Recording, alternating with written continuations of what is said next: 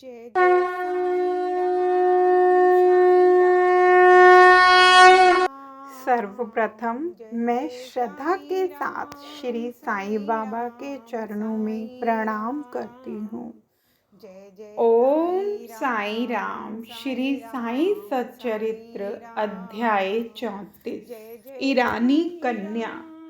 अब एक ईरानी भद्र पुरुष का अनुभव सुनिए। उनकी छोटी कन्या घंटे घंटे पर मूर्छित हो जाया करती थी। उसके दांत कस जाते थे, उसके हाथ पैर ऐंठ जाते और वह बेहोश होकर भूमि पर गिर पड़ती थी। जब नाना प्रकार के उपचारों से भी उसे कोई लाभ न हुआ, तब कुछ लोगों ने उस ईरानी से बाबा की उदी की बहुत प्रशंसा की और कहा कि वह मुंबई में काका साहिब दीक्षित के पास से ही प्राप्त हो सकती है।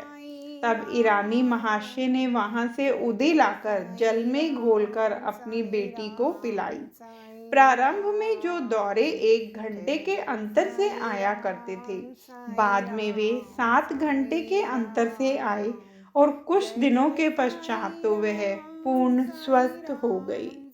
हरदा के महानुभाव। हरदा के एक महानुभाव पथरी रोग से ग्रस्त थे। यह पथरी केवल शल्य चिकित्सा द्वारा ही निकाली जा सकती थी। लोगों ने भी उन्हें ऐसा ही करने का परामर्श दिया। वे बहुत ही वृद्ध तथा दुर्बल थे और अपनी दुर्बलता देखकर उन्हें शल्य चिकित्सा कराने का साहस न हो रहा था। इस हालत में उनकी व्याधि का और इलाज ही क्या था।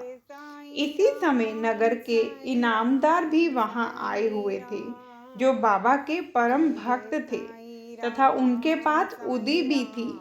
कुछ मित्रों के परामर्श देने पर उनके पुत्र ने उनसे कुछ उदी प्राप्त कर अपने वृद्ध पिता को जल में मिलाकर पीने को दी। केवल 5 मिनट में ही उदी के पेट में जाते ही पथरी मल मूत्रेंद्रिय के द्वार से बाहर निकल गई और वह वृद्ध शीघ्र ही स्वस्थ हो गया। जय साईं राम।